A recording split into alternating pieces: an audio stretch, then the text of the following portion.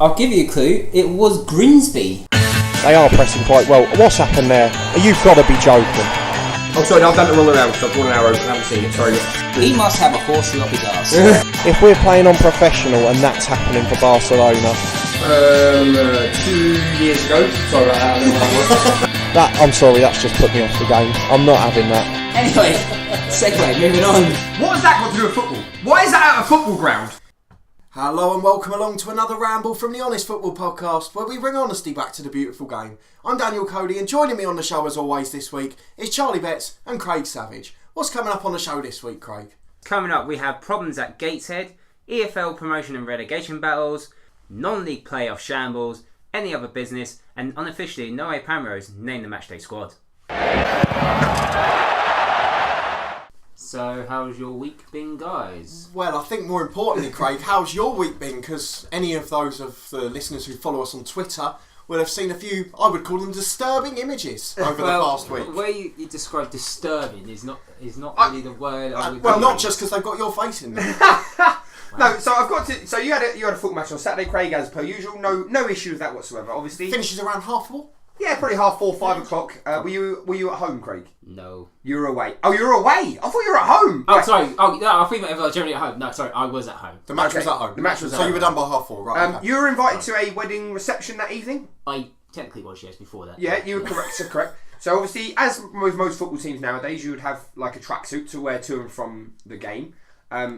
And there's obviously an etiquette, isn't there? A standard of attire that you would wear to a wedding. As far as I'm aware, a Crawley Green football tracksuit isn't that. And yet you, Craig, you the trendsetter that you think you are, thought that you could get away with going to someone's wedding reception in a football tracksuit. And for me, that is fucking criminal, and you need to be put away for it. And then had the audacity, because one.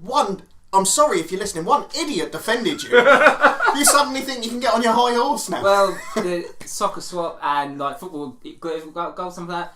Thank you very much for the approval. They obviously praised my attire. Do you know what? Do you know what? It was,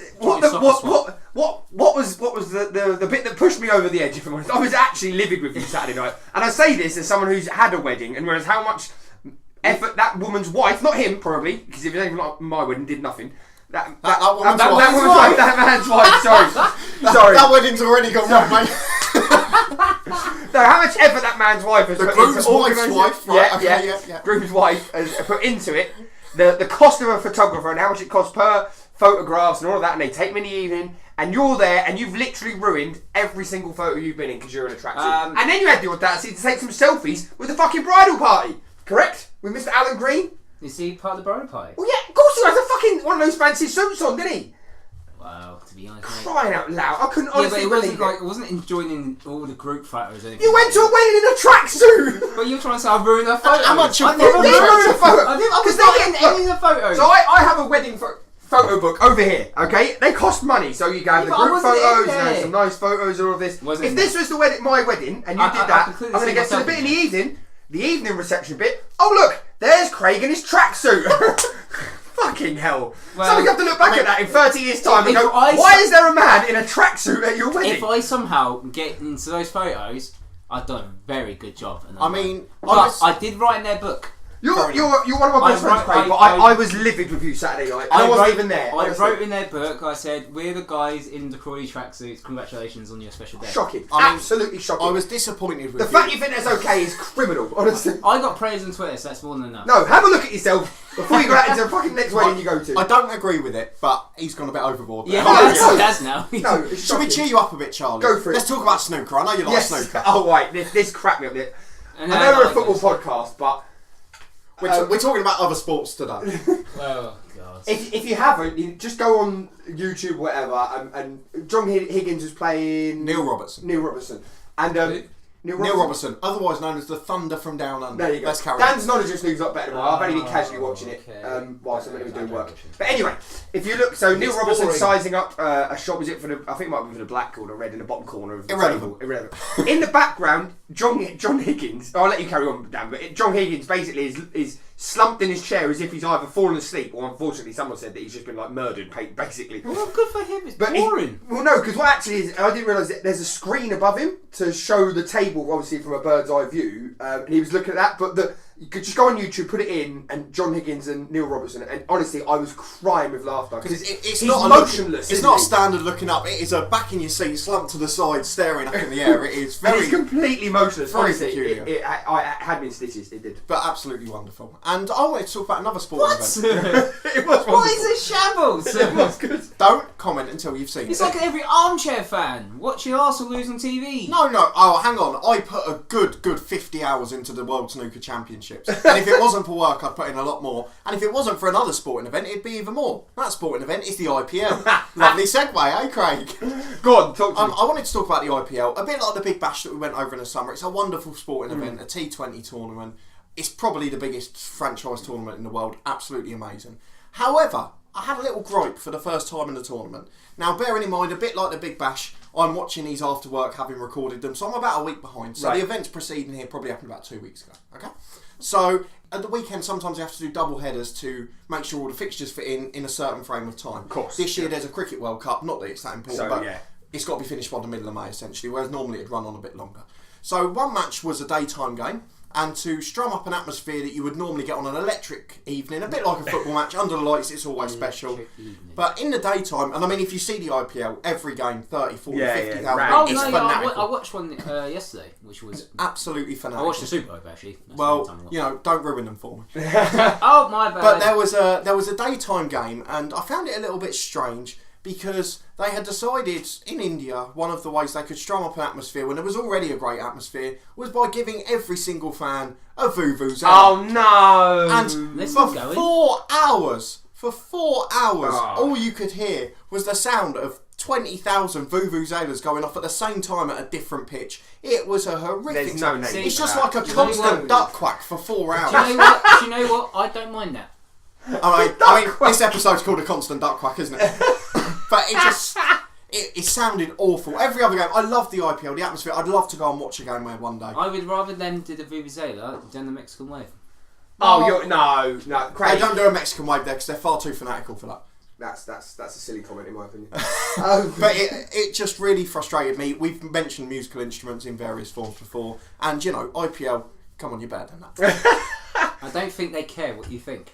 I should. Moving on, No, what I football didn't. have we watched? Been involved in? Well, There's been you've around. been waiting for this moment for the last week. Go on, get your glory out of the way, Charlie. because we Well, don't care. if you weren't aware from listening to this podcast before, I ruptured my ACL in my knee nearly 2 years ago. Career was over. All of this, it still is over, but I like a. Well, you don't think so, do I you?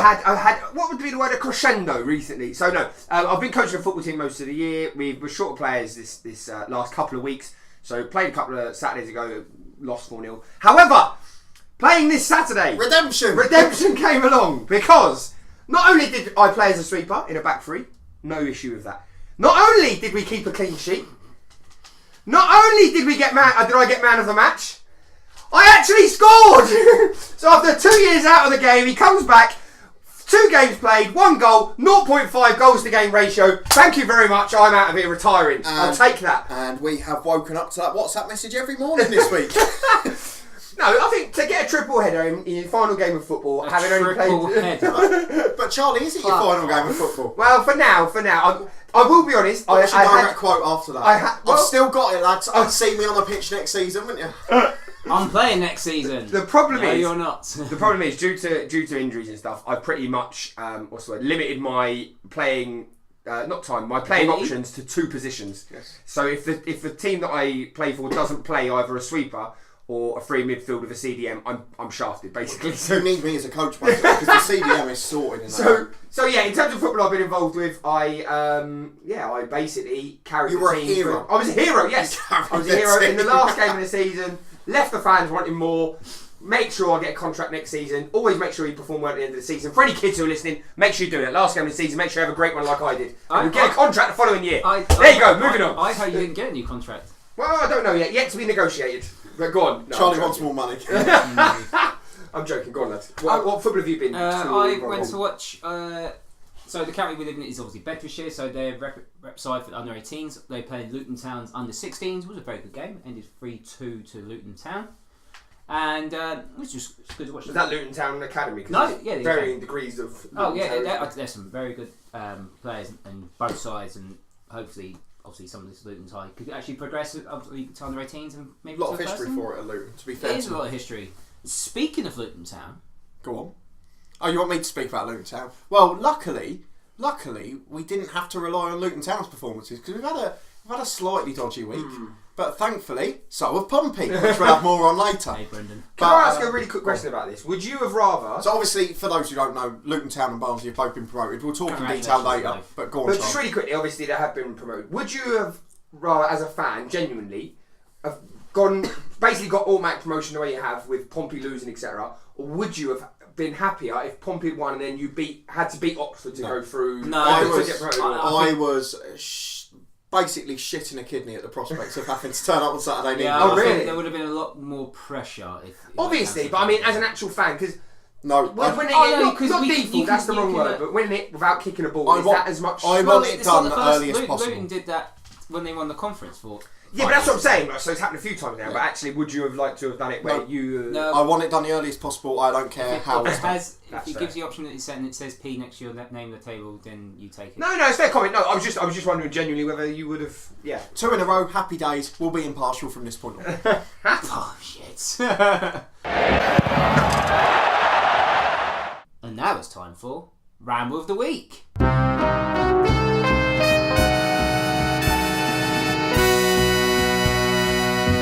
Okay, so we're going to kick off this week's ramble with a story from Gateshead in Gateshead. the National What a great Now, Which you've described this as a brilliant story, It- so I'd like to hear it is, and it'll probably lead on. We're going to maybe have a discussion. about Charlie, it, when you describe brilliant stories, now remember we had our guest Ben Savage on here a few weeks ago, and he had one brilliant yeah, story. yeah, okay, right. That set the tone. So this is a mediocre story in comparison, but it's still funny. No, there was actually an issue with the PA system at Gateshead. I don't know if yes. have you heard about this? This is treading a very careful line, isn't it? No. So Go on. there's the fourth official in Gateshead happened to be playing against Barrow, and the fourth official was a woman. Okay, Right. which is fine. No, nothing wrong with that. No, nothing wrong with that at all. So she's gone to make a substitute. Not for us. Not for us. She's going to make obviously a substitute on the board. Right. Now the man who operates the PA system also does it with his wife. So, you with me so far? You look confused. You've lost me there. So there's a PA system. You know they announce stuff like coming on the pitch, Yeah, number yeah, 12, yeah, blah, blah, yeah, coming on. It's a man and his wife. And his wife. Oh, right, okay. So, but because obviously this is the National League, and got the glitz and glamour of all of that, it's pretty much done by, they look at the number, they look at the programme, they write it down, and then read it out loud. Yeah. The reason that they have two of them is where the PA system is. It doesn't give you a great view of the fourth official, so they need two of them. So the wife will write down the number, the man will find the name, and then they very, very quickly read it out, which is fine until on Saturday, Gateshead made a double substitution. Mm-hmm. You with me so far? So the problem with that was that his wife didn't manage to write down the numbers in time. As this has happened, he's accidentally switched the PA system on and started saying that in a more polite way, she needs to hurry up. Now he claims he was talking to his wife. Unfortunately, because he's broadcast it across the ground thinks that he was shouting at the fourth official that she needs to hurry up with her fourth official duties of getting the substitutes on and off. Now the FA are investigating it because of the comments and all of that. He's trying to say he was having a go at his wife. I mean, her name's Sarah Jane, who's getting an absolute battering over this story because either way she was in trouble because either she forgot the numbers or her husband's now going to be done for basically verbally abusing the fourth official, telling her that she's being too slow at her job. And I just thought that it's only in the National League in this country you can get a story where a man accidentally switches on a PA system as he's shouting at someone, you need to hurry up, you whatever, and all of the things that come with it. I mean, I don't want to get too political, but it does reek a little bit of the Wayne Hennessy, I haven't heard of the Nazis. Yes, that sort of thing. So, I didn't do Year 6 history. his comment was, I've been a football PA announcer since 1993. I've been in charge of stadium announcements during Euro 96. Worked at the PA system at Wembley twice. I know never to say anything provocative or say anything that would place the club officials or governing body in a difficult situation. Well, he obviously doesn't. No, that's the thing. So, unfortunately, the moral of the story is make sure the PA system's off before you start having a go at your wife in the box. No, the moral of the story is don't work with your wife. Yeah, exactly, yeah. Yeah, but no, I think Gateshead are obviously having quite a few issues off the pitch. even more A so lot now of after issues this. at the So moment. I mean, there's a possibility of them Dropping down. being liquidated or being dropped down and having a Phoenix club. I've already seen. I swear I saw that on Twitter that it was really a Phoenix club restarting. Yes, so I think they're called. Well, the group who have made the Phoenix club are Gateshead FC Seoul, I think. Yeah, that's but it. I don't know what the club will be called, whether they'll be called Because the same I or whatever, so. don't know if it's true. I heard they always want to move out of their ground in the National Stadium anyway. I'm not sure. That's what. But it's something that's a mess. It's a bit of a mess up there. There's been some very. I mean, I would suggest going and reading the full lot because it's an absolutely chaotic story over the last couple of months. Now, obviously, we said a few months ago, why on earth has Steve Watson left near his home to go down to York, the division below? And it's become very clear now why he left Gateshead. He got out before it all went wrong, which I guess you have to say from a professional point of view, he's right to do so. But obviously, it doesn't help the fans in this moment. So fingers crossed, there's a resolution for them. Hopefully so. Moving on. Yes. We are going to talk about the promotional race and the relegation dire. Yes, so there have been a lot of decisions made in the EFL, either teams being promoted or relegated in the last week, and there are some crackers coming up for the final day of the season. Yep, so we're going to start off in the Championship. So obviously Norwich and Sheffield United have been promoted to the Premier League. Congratulations to them. They're definitely the two best sides up there. Yeah, but the title will still be decided on the final day because although there's 3 points between them, Sheffield United in second place have a better goal difference, which is quite That's unusual. because Norwich keep conceding loads of goals. Yes, because they win every game in the last minute, essentially. So hopefully, they're both obviously going up. Some of the party celebrations from Sheffield United were unbelievable. Oh, that's great. the week. Proper lads ones, love it. Yeah, but hopefully they'll do well. And obviously, we've got a playoff situation now, which has still yet to be decided. Yeah, Bristol City during the week. I saw that. Yeah. So it's one from So three. Derby, sorry, Bristol City and won. Sorry, Borough's still in it as well. Yeah, so so it's a 3-horse race. 3-horse race. Derby are on 71. They've got the best goal difference as well. Middlesbrough on 70 and Bristol City 69. So it's going to be an interesting last day of the season. Whoever finishes there in third will likely play Leeds. Although again, they're 3 points clear of West Brom, but West Brom have got a better goal difference. And then Aston Villa down in 5th place, who will play the other of Leeds and West Brom. So could be a Midlands derby in the semi-final of the playoffs, or even in the final eventually, I guess. So it's Or going it to could be be a lot of interesting. controversy with Leeds. Obviously, Leeds and Villa happened at the weekend. Yes. We're just going to briefly go away from that. We're going to talk about that game because that game was ridiculous. Well, thankfully, Patrick Bamford has been banned in a week Yeah, since yes, the that theatrics. was- Deceiving the referee, absolute joke. Can I have a quick rant Go for it. Yes. about that incident? If you get sent off for violent conduct for, let's say, if Patrick Bamford had actually been elbowed or punched or slapped or whatever, you would get a 3-game ban. So yeah, Patrick Bamford it's a 2-game cheated to make it seem like that had been done to him, and he gets a 2-game ban. Oh no, yeah, it doesn't make any sense, does it? I mean, you say, does the punishment fit the crime? They're the same crimes in reverse. Yeah. Make them the same punishment. It's not difficult, is it? What's your thoughts on the actual incident of the Well, player being down injured? We've had discussions on this podcast before about sportsmanship and gamesmanship and all this stuff. Yeah. But obviously, Villa seemed to kick the ball out for a Leeds player that got injured a few minutes before. So obviously, Leeds didn't listen and carried on. Obviously, Leeds scored. It was a decent goal. Not gonna lie. about it. The problem. Go on. It obviously all kicked off. So obviously, both teams have now been got given fines by the FA for failing to control their players. And Bielsa said he's going to pay the one for Leeds. Interesting. Oh really? Really? Said it's his own responsibility that the players lost control, so he pays the fine. Which See, I'm going to be slightly controversial here. I'm as we discussed before. I'm very much on the You're not going to go sportsmanship. Craig Savage, are you? No, Oh, I I actually quite like what Bielsa done. Really. No. I find that this whole knocking the ball out for someone being injured. Sometimes you do want to say, I don't know if he's actually injured. Is this a bit of gamesmanship? Just get on with the game. Brilliant point. Brilliant. Kodjo actually didn't come back on. He had to go straight down the tunnel after that. No. The point that I always see with this is obviously they changed the rules because this was a huge issue a few years ago. So the referee has to stop it for a head injury. Other than that, it's the discretion of the referee. Yeah. And he play onto the whistle. Yeah. Which is a fair point. The one thing I would say in this incident that was slightly different is the Leeds player by the touchline. I think it was the left back It was on stage. It was Irrelevant. But still. It was irrelevant. Yeah, go on. But the left back, Yeah. before he played the ball down the line, which eventually was the key pass to get towards the goal, is he did gesture that he was going to kick the ball out of play and then carried on, and that lacks class for me. That's where the morality goes. Yeah, no, I agree with you on that front. Obviously all kicked off. Bielsa obviously said, give them the goal. and then you get Pontus Jansson trying Which to I've defend gotta it say- still. I found it funny. Now, I think for I me, think that's what Craig Savage would do. I think for me, Not a chance. if you watch it again, he had a few opportunities to properly win that ball. For me, I think he's doing that to look a bit of passion for the fans or something like that. I think he knew he was clever. It looks like if I put enough effort in, like I'm trying to win the ball, I can get there, but I'm also not going to win it out of the sport. Well, I've got because his actual swipe at the ball was ridiculous. It was hilarious. I've got to be honest. I haven't got Sky to watch the game, but then Be on YouTube. But I saw on Twitter. I saw Pontus Shannon tries to defend it. It's awful, and then I looked at it and went, he hasn't tried to. No. I think he's tried to get a bit of support from the fans. Look, I care about the club and all this sort of stuff. I don't believe that was an honest attempt to try and win the ball. At the end of the day, it was the right thing to do from Bielsa to say give him the goal. Yeah. And a draw was probably a fair result. And obviously that's from that. You've got to take away from the fact that even though, yes, I appreciate the play went down on that, the fella still had a lot to do to score. It was a good finish. You know? That's what I'm saying. It was a great finish. But obviously, if all the Villa players actually carried on, do you think he would have scored from there? But I think that's for me. That's where the issue is. I think that the Villa players should have carried on. Yes, there's an expectation that they might have knocked the ball out. You don't stop and stand still. That's what you teach kids, and I mean that in the politest way possible. Get on with the game. All right, he might have had a little knock, and obviously he's gone off. Personally, I think that there's too much of this. I think that too often we put the ball out, and I know you shouldn't say that, but. The most important thing is they made the rule referee's discretion for a reason, so we didn't have any of this confusion. To be honest, Stuart Atwell had an absolute mare.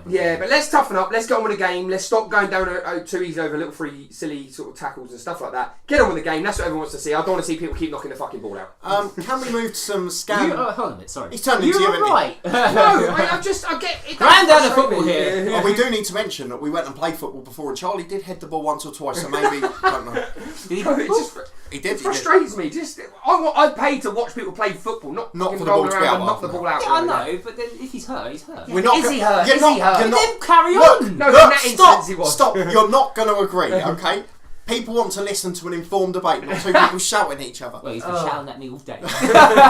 Let's move to the other end of the table. So yeah, bottom relegate. Firstly, we'll confirm that Rotherham have gone down. Yeah, okay. I'm not surprised. In 22nd, but to be fair, Did we predict that? I predicted that. Given the budget they had, they've put up a brilliant fight. Yeah. So fair play to them for that. And then there's the scandal of Bolton.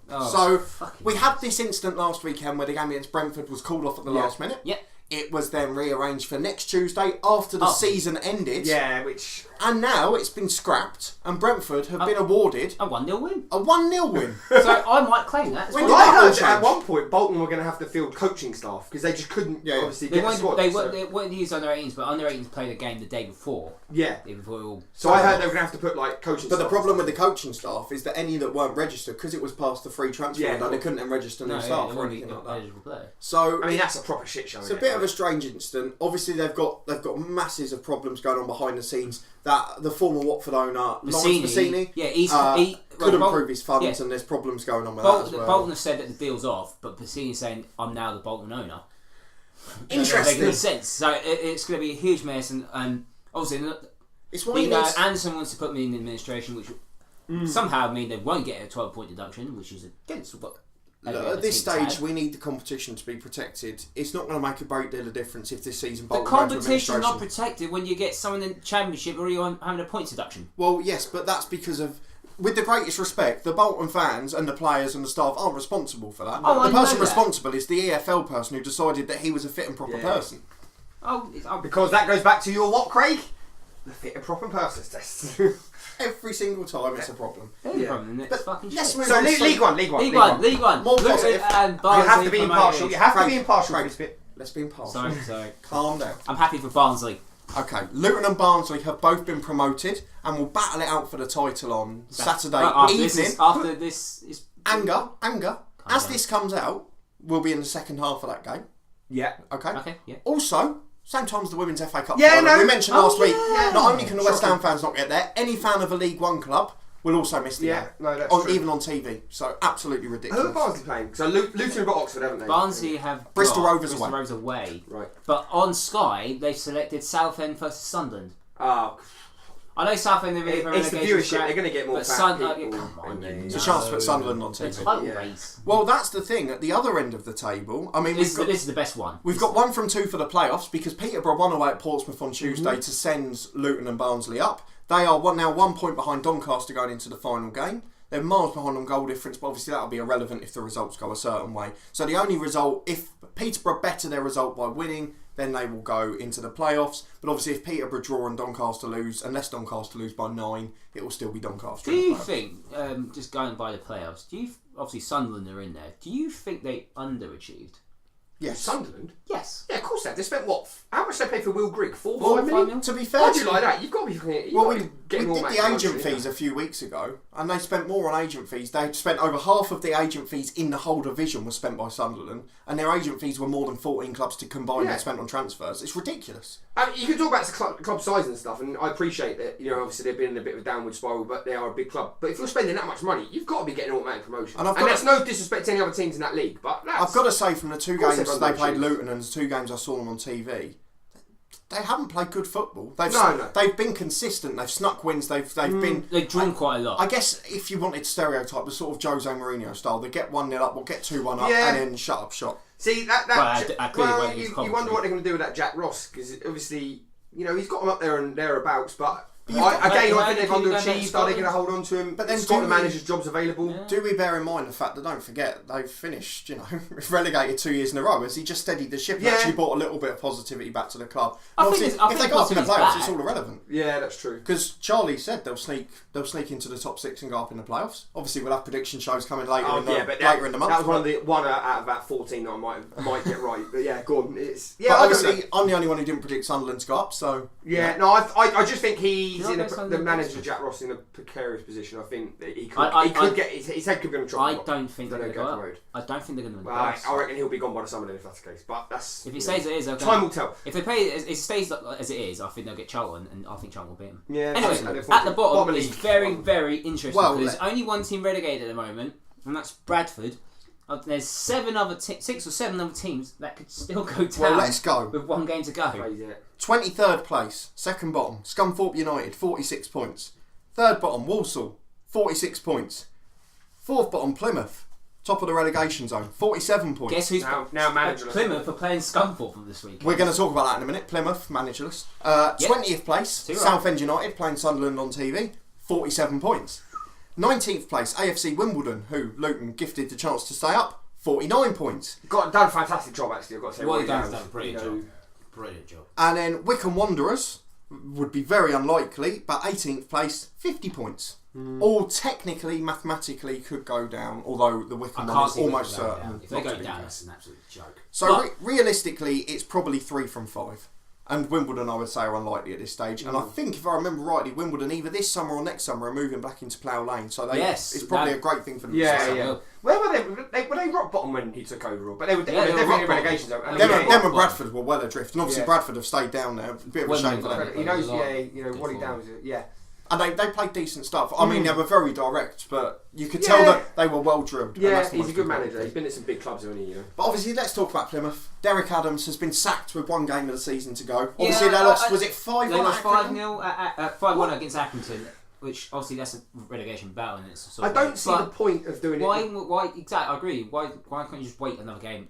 I mean, you're hoping for the new manager bounce on the perfect day, but not in the last game of the season. I mean, maybe if he's lost the dressing room or something like that, but I still don't see by just sacking him, replacing him with a caretaker or an assistant, how much difference that's going to make. Well, I know it wasn't due to a sacking. It worked for Luton, the interim manager, didn't it? Yeah, but he had more than 1 game, didn't he? He had half a season. But I agree.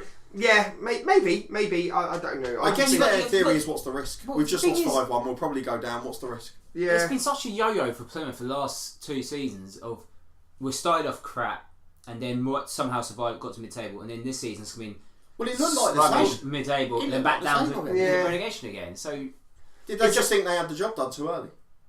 Probably not. I just think he's gone as far as he possibly could. And obviously lost their captain to Luton in the summer, so he's obviously. I would suggest that he didn't want to lose his captain in the summer. Of course not. It's a free transfer. So there's. Yeah, some of it maybe has to lie his for the same thing to happen almost 2 seasons in a row. Some of it maybe is his approach, especially for him to start slowly. Sorry, that I probably should. I mean, the only comment I could put from watching them and on a few occasions I did was they seemed to be very expansive for the team they had. They have a couple of really good players, but they were quite expansive and probably didn't have the defence for it. Well, clearly not. Luton went 4 up. No. League 2? League 2. Now there is one Titanic battle going on here. Lincoln are champions. Oh, is this Bury is this got Mansfield and Yes. So Lincoln are champions. Well done. We all predicted promotion. 2 of us as champions. Bury got promoted. Got promoted despite only being 2 points clear of 3rd and 4th, and that's because Mansfield and MK Dons, who occupy those positions, are playing each other on the final day. So we talk about the playoff finals in a couple of weeks' time. There is an initial playoff final here. So they're 11 points. They are on 76 points each. Mansfield have a better goal difference. By how much? 8. It's irrelevant because they're only going to draw against each other, or one's going to win. So it's whoever wins goes up. When it takes all, according to the MK Dons. And where's that at Mansfield? MK? Yes, at MK, because they had a interesting tweet about trying to avoid the queues at the weekends, and there were some sarcastic responses.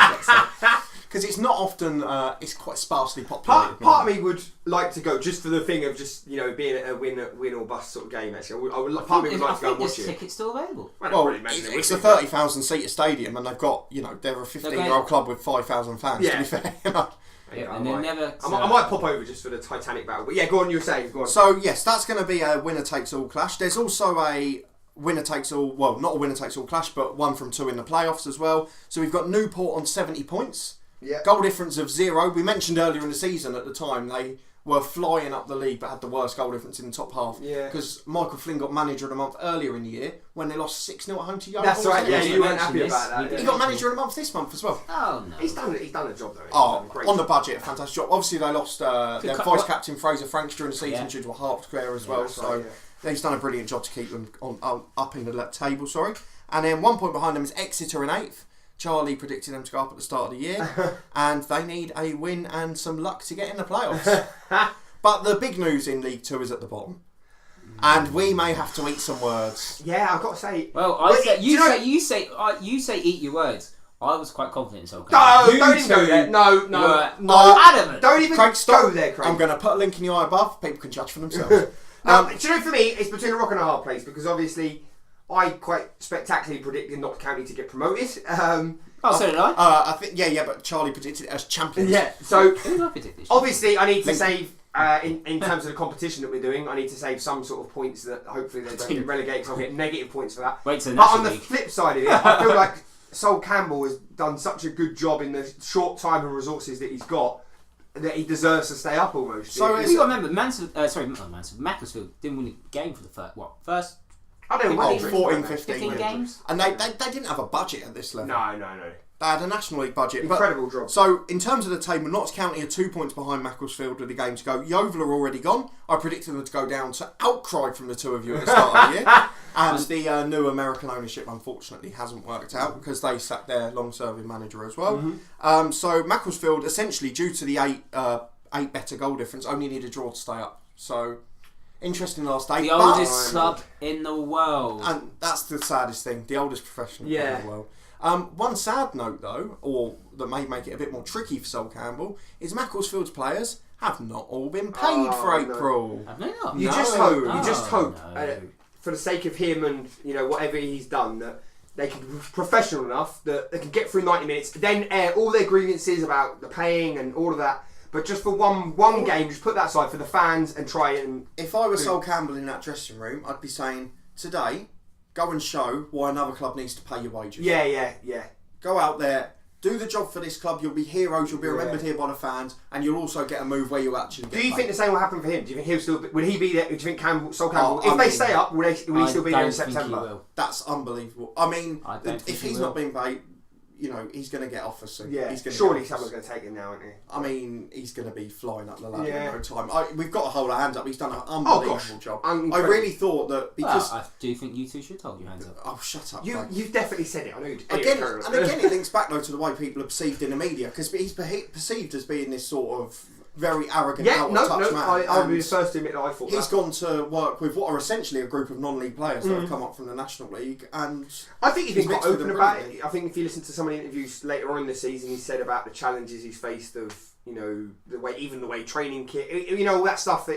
I think he's been a great ambassador for someone going down to earn their right to then possibly get a bigger thing, really, rather than I think fantastic. Macclesfield seemed to be a great club for giving people a chance because they gave Paul Ince his first job a number of years back as well. He did, yeah. And then he ended up obviously in the Premier League with Blackburn Yeah. via MK Dons. So Macclesfield have got a reputation for it, and fair play to them because it seems to be working.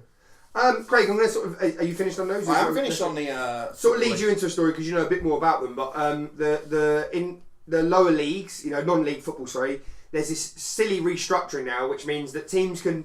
So a local team to us, Bedford Town, will be in the playoffs, but even if they win the playoffs, they cannot get promoted. They're not in the playoffs, are they? They're in the super playoffs. Well, No, yeah. So I cannot fathom who thought this was a good idea. So, obviously, you got your playoffs in your own league, step 4, obviously high up to National League. But for this season only, there's a super playoffs. Yes, in step 3. Yeah, because they're adding a new league next season. Yes. But why? I think. So can I the just problem interject it? Because is- one of them has 7 leagues. Well, obviously that's going to happen. If you've got an odd number, someone's going to have to miss out. It just makes zero sense. So it doesn't help when you have your leagues of 22 or 20. Yeah, it just. We'll have a debate about the opinions in a minute, but let's just get the structure out of the way, okay? Yeah. So in step 3 now, there are 4 tiers rather than 3, which used to happen. So, okay, so in 4 tiers, we've got 4 champions who are promoted to the National League North or South. Yeah. And then there are obviously 4 sets of playoffs for those 4 leagues. So those 4 playoffs will be played. And instead of the 4 playoff winners being promoted, because there are only 2 more spots in the National League North or South, the 4 playoff winners will play against each other, and the 2 winners of that, the super playoffs, will then be promoted. However, what I didn't understand about this was that those playoffs, in terms of the fixtures after the teams have won the leagues, haven't been decided yet. They're going to be done sort of on a fair geographical basis once the ties are won. What? Which, to me, I know on the face of it you're thinking about distance and things like that, but surely you can work that out closely from the leagues anyway, the geographical regions. You're opening yourself to so much controversy if, say, the 2 best teams or the 2 teams with the most points end up playing each other. Yeah, of course you do. Do you know Just what I mean? decide pre-season, say the winner of this league's playoffs will play the winner of this league's playoffs. It's what's more ridiculous is there was a playoff tie in one league, and one team went through. One team went out, and it ruled out another playoff tie because that team that's got a higher points per game ratio than the 2 other teams. So that's in another league. on to step 4. Okay, Which just stinks. So which you mentioned here, we're promoting into 4 divisions from 7 because they had. And that's a bit like, who thinks that's okay? Clearly, that doesn't go. I mean, I don't profess to be the best maths teacher, but that doesn't divide, does it? But it obviously, as you've mentioned, each division plays their individual playoffs as they would normally. Which, if they're going to keep this structure, is the thing that's wrong. Well, they're not now because it's only 1 year only. No. But what's happened here is then these playoff winners will win, and then it's done on a points per game ratio rather than super playoffs because you still don't have an even number. You have 7 playoff winners, so it means that some teams are going to win their playoffs. So we went into one with 2 ties, and the 2 teams who got through to the final knew whoever won, they wouldn't be promoted. What's their incentive? It's funny you say that because actually, so Sutton Coldfield are in the Southern League Division 1 Central playoffs. Yeah. They've openly said, because obviously they now can't get promoted because of what we were just saying, even if they win the playoffs. They said we have the Walsall Senior Cup final on Tuesday, May the 7th. So our manager wants to put out a fringe team for the playoffs to keep the first team fresh for the Walsall County Cup thing. I mean, And that should not be like that. For that to happen, just for me, sums up how stupid this is. That you could, I mean, you're talking about part-time footballers playing up 40 odd games a season in the league.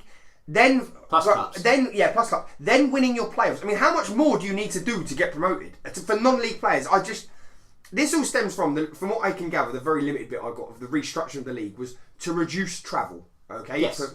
But for me, if you're playing that level of football, now, I shouldn't. Maybe it's harsh saying this, but that's part and parcel of playing that. You can't then start saying, right, well, let's divide the National League South up into 2 leagues because otherwise that's quite a lot of travelling. That's going to be a topical debate next season. Yeah, when possibly Hemel Hempstead are in the National League North next year. Yeah, I mean, but that's an anomaly. When you're talking about where players are getting paid, people are paying to watch the football, whether it be £7 or £27. I just feel like once you go past that amateur stage of football, you'll some things come with the territory, and some of it has to be the travel. I don't know why I need to restructure the league to reduce travelling. What I really can't work out in this is at the start of this, some people sat in some soup. We mentioned jobs for the boys, sitting in the room, having a conversation, and decided that 7 leagues were going to result in 12 promotion spots. Yeah, exactly. Now, Now, all it takes is, as Charlie, you will know as a primary school teacher, is simple division. Fractions.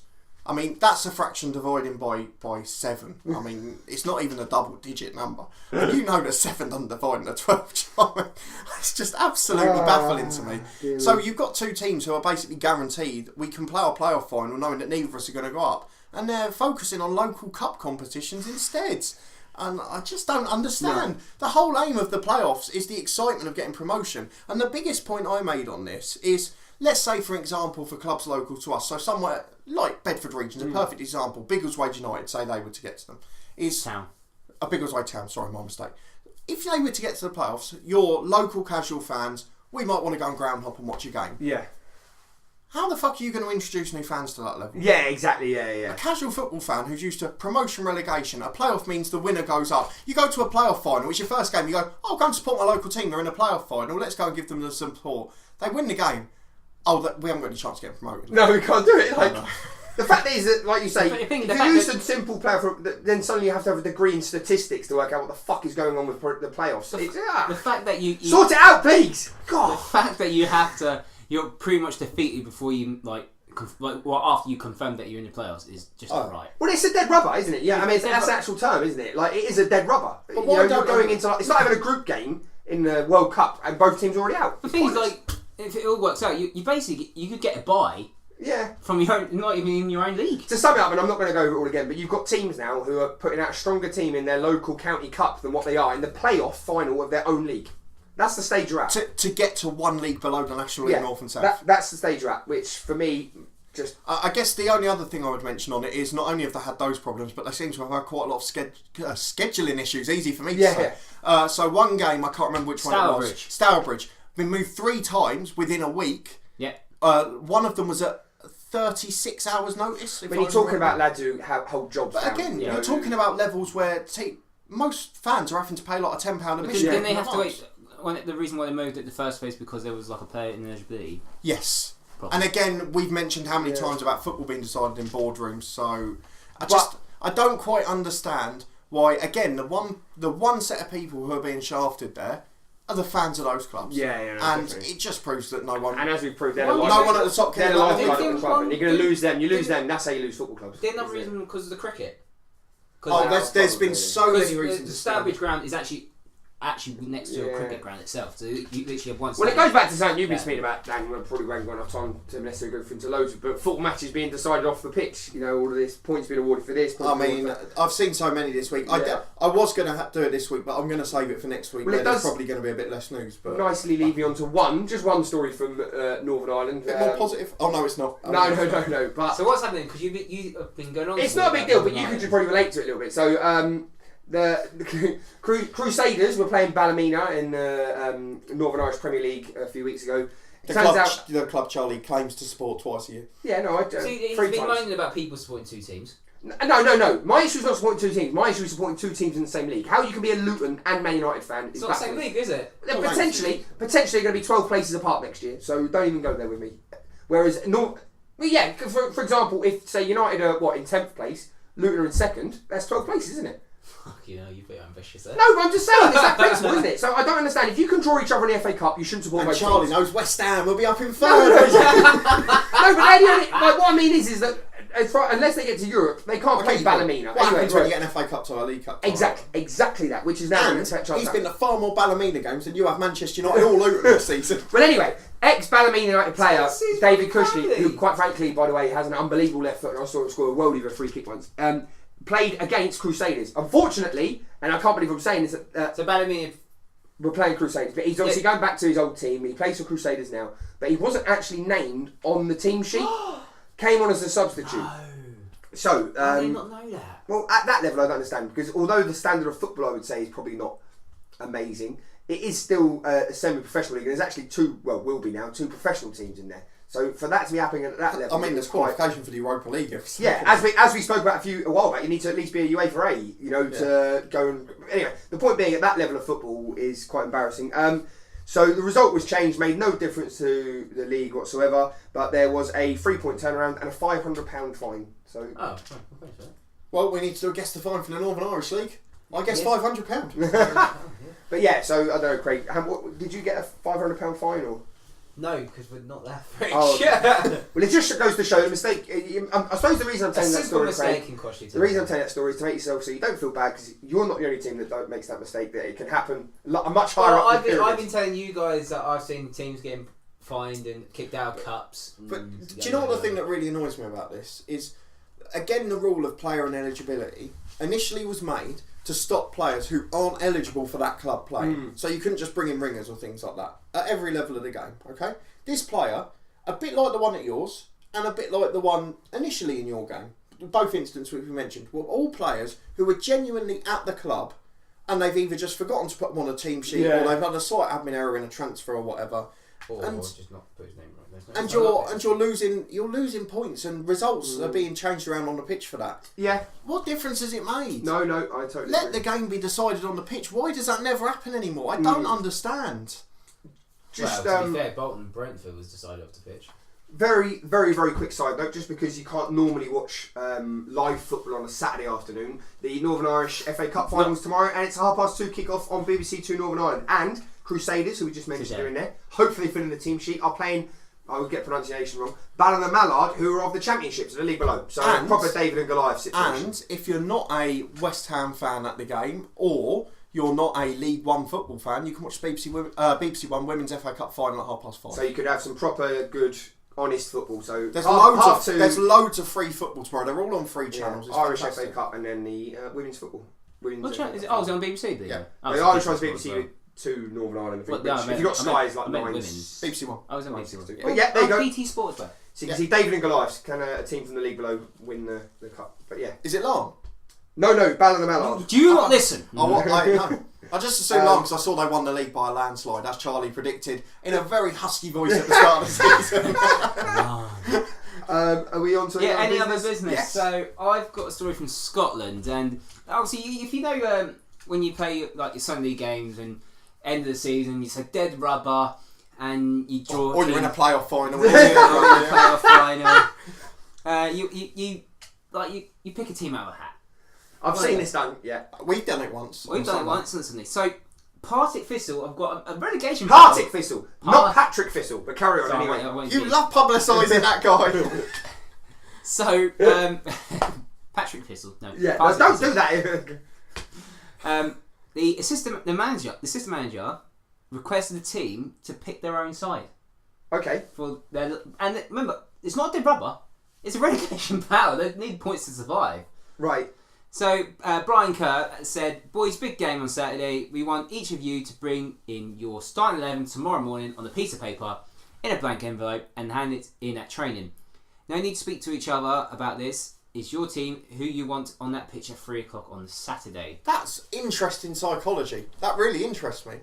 Saying to every team member, you put in your preferred 11. Who would you want to be out there with you? So The only thing I would say is there's quite a lot of maths involved in that because you'd have to have every team sheet, then work out how many people were right back, how many. I were think left. you'd be I surprised. think you just draw it up. Wouldn't you just draw that envelope out and just go? So wait, is that no, for you'd go this for Saturday most. coming? Is it they're doing that? Huh? That's for this Saturday. It was This- in this today when this weekend, has gone yeah, out. this week. So that game will have been played by the time this episode comes out. If they've won like 5-0, I mean he's essentially done himself out of a So job. Partick needs to avoid defeat in Dumfries on Saturday, obviously to secure a place in second team for next season. Manager Gary Caldwell said the squad were brilliant with it. Don't know how that works out. Is that Gary Caldwell was in? Yeah. Former Wigan Athletic manager Gary Caldwell.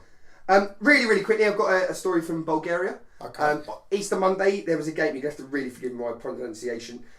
There was a game between CSKA Sofia Yeah. and Right. Botev Plodiv. Okay. As it was Easter Monday, though, rather than doing a coin toss, what they did was like a game of conkers, but with 2 Easter eggs. Oh, The 2 captains come up sake. and they hit each other's Easter egg until one of them cracked, and that person basically won the toss. Well, what we do know is if you did that in England, you get a hefty fine. No, I know, from the yeah, local it's FA. exactly that. But yeah, I thought you can watch the video on YouTube. I'll be honest, I think it was about 2 hits each, and then the egg crumbled. So it does make a Oh, long. presumably, was it a chocolate Easter egg? Yeah, chocolate Easter Oh, it egg. was Yeah, gonna go in yeah, a couple of hits. couple, and then that was it. So yeah, there that was decided to an kick off. Easter egg hunt I think we should do that for every game. It's called egg tapping, apparently. That sounds so wrong. What an inventive name. Well, every fixture over the Easter weekend in Bulgaria did that instead of a coin toss. That's brilliant, though. Love for younger fans and things like that, it's going to be brilliant as well. Yeah. One little story I wanted to mention, it came from last night actually. Middleton Town FC, they play in a district Sunday league up in the northwest. And the final of the competition was played at Rochdale's ground, Scotland. Yeah. And they were 2-0 down. They came back to win 4-2 with a fantastic curling free kick scored by their 53-year-old player at Rochdale's ground. And I think it was the third goal, which meant it was a key part of the comeback. And they were obviously champions at the end of the night. It's a tiny little story. There's not much info on the cup, but being honest, I mean, we just played football before this, and Craig and I are 30, and you're getting closer to it. Can you imagine us still playing at that level at 53? I'm 25, thanks. I'm not even halfway there.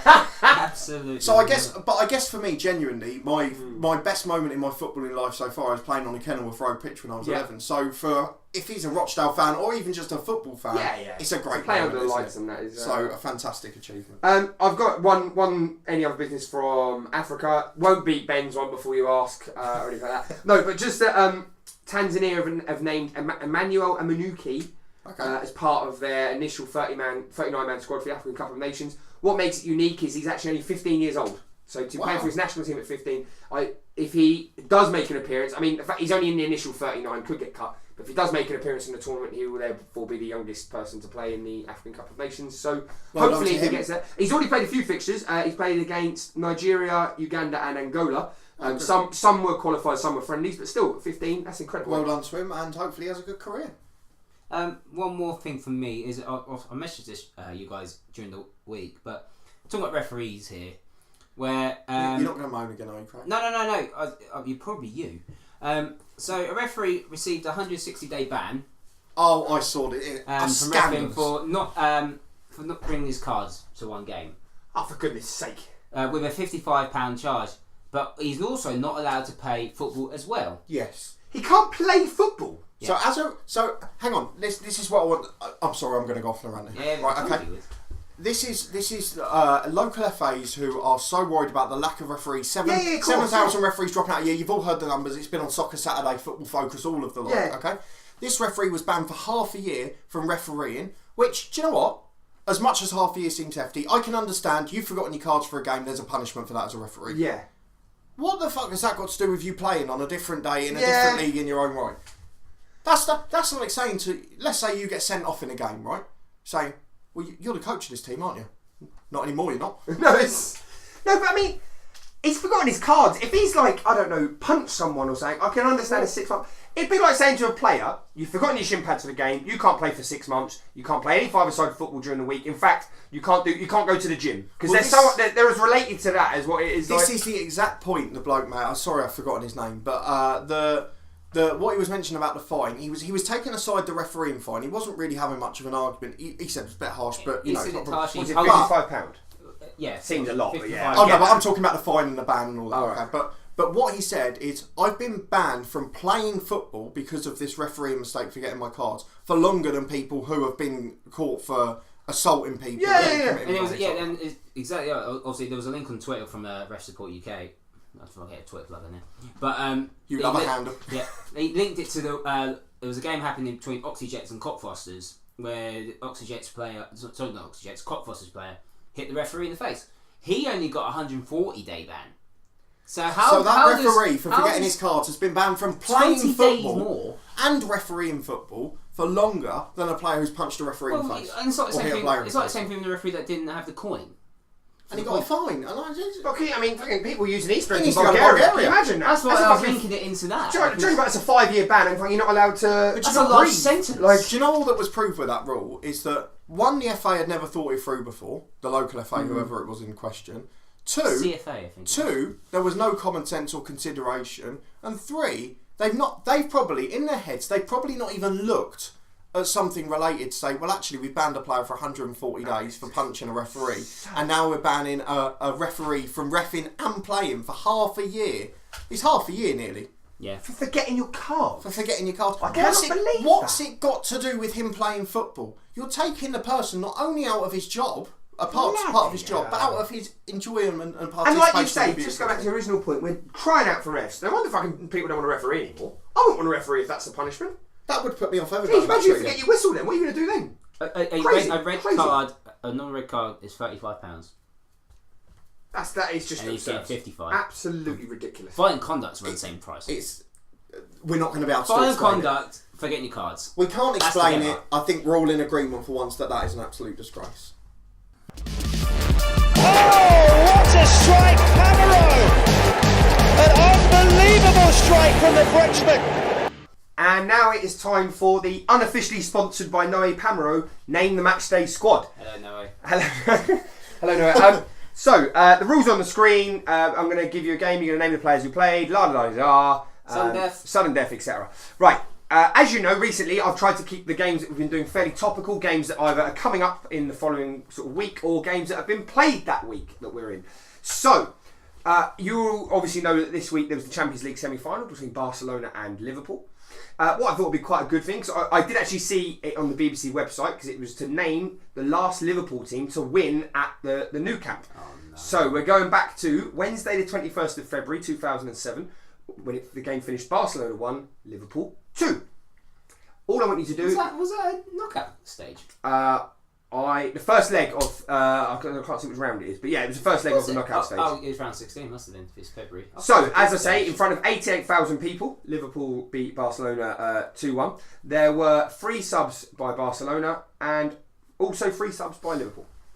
Okay, so so Charlie, cue the music. whose turn is it to go first? I believe it's yours this week. Did I go for... No, it's yours. All right, okay. I only had 2 2007. I only had 2 names. The name I'm going to go for first is a man, because I've been doing some podcast research this week, and the Peter Crouch podcast was one of those, unfortunately. And I discovered in that season that... Oh no, it wouldn't have been that season, that was the year of Floor. Ooh. Oh no! You can't go straight away. No, it is that season, 2007, because they got to the final and then lost Liverpool, didn't they? He was the top scorer in the Champions League behind Kaka until the final, and then got dropped for the final. So I'm going for Peter Crouch. Peter Crouch came on as a 90th minute substitution. So you couldn't have got any finer. But yes, Peter Crouch, good start. He did come on for Liverpool. He scored like 6 against Besiktas. Craig Bellamy. Scored. Craig Bellamy, yes, played for Liverpool, scored and The golf swing. came off after 80 minutes. He was a substitute, not for Peter Crouch. And he aimed the golf swing at his teammate who he was allegedly in the golf incident with, John Arnorisa. John Arnorisa, who also scored for Liverpool that day. Yes. So you've got both goal scorers for Liverpool. Victor Valdez. Victor Valdez started in goal for Barcelona. Pepe Reina. Pepe Reina started in goal for Liverpool. Carlos Puyol. Carlos Puyol did start for Barcelona. He was on the next line, that's why I was applause. Jamie Carragher. Jamie Carragher did start and finished the game for Liverpool, yes. Xavi. Riveting. Xavi played, he was substituted after 65 minutes, but he did start the game. I've got one name for each Xavi team. Rude Boy. I'm going for Dirk Kuyt. See, I was going to say... Dirk Kuyt was the player that Peter Crouch came on for. So yes, Dirk Kuyt started and played 90 minutes. I was going to say Cal, no, what did he play? Oh God. Iniesta. Andreas Iniesta. Iniesta came on after 54 minutes. He didn't start the game, but yes, he did play. Okay, let's go for... Oh, Steven Gerrard. Steven Gerrard, yes, started and finished for Liverpool. You know, they won the Champions League the year before. So I could say Ronaldinho. Ronaldinho did play for Barcelona that day. And now we're getting squeaky bums. I'm going to go... I don't know if it's the right year. I think he went the summer after this. Xabi Alonso? Xabi Alonso started and finished for Liverpool. Craig, back to you. I mean, there's a lot of editing for me to do. Yeah, I know. It's either I've got a right back and a centre half in my head. Just go for it. Daniel Agger. Daniel Agger started and finished for Liverpool. This is the hardest one, I think. I'm kind of squad. The Liverpool right back I'll never go for because there's at least 3 or 4 options. Yeah. So they had all of them back, didn't they? They are Arbeloa, Hossamy, Finnan was still there for that year. That's why I was confused. Let's not worry about that one for now. again, that third midfield option could have been. I think I've got to say. Oh God, no! You said you could. Yeah, we've done 2 centre halves. Maybe on the left. Well, let's not worry about that. In defence for Barcelona, but probably hasn't won Charlie's face. No, I'm not saying I'm anything. going for Lionel Messi. Lionel Messi started and finished for Barcelona that What day. a fabulous free kick in the week. Fabulous. I'm going to go for a Barcelona left back in Eric Abidal. No, that's wrong. That's wrong. Unfortunately, Eric Abidal did not No. feature for Barcelona that day. So Dan, you need one to win. And if I knew one, I'd be very happy at this point. So we've done Xavi and Iniesta, haven't we? Yes. Do you know what? Striker. Look, I don't know, so I'm going to go for someone who played in the Champions League final the year before, and it's probably not Giuliano Belletti. He started at right back for Comebacks on! Barcelona. Now that was at least 7 minutes, because Charlie will have edited some of this out. That was at least 7 minutes before Craig's last answer. I cannot believe how long that took. I was trying to get to say Henrik does it- Larsson for Crashing that. game that one. Does it matter how long it takes if you get the answer? No. And that was what I was guilty of Maybe before. if you have a timer. No, maybe, but that, I've got to be honest, I enjoyed watching that. That was a cracking round, that one. Right, so, Barcelona that day. Who have been left back? Victor Valdez, Giuliano Belletti, Marquez, Oh, Rafa Marquez, Yes. oh, what a legend. Puyol, Zambrotta, Oh, that twat. Xavi, calm who was replaced by Ludovic Juli, Julie, what a player he was. Motta, who was then replaced by Iniesta, Thiago, I was trying so hard to think of him. Deco, Oh, Deco. Messi, Johnson. Saviola, Saviola. who Ida Good Johnson then came on for, Yeah, I was so going Ida to Good say I was Johnson, going to say Good Johnson. and Ronaldinho. Bojan, come on. No, Did you not get Julie, Julian Iniesta, Ellison? and Good Johnson. Subs not used that day. Jorgera, I don't know, whoever. Van Bronckhorst, Thuram, and Oliguera.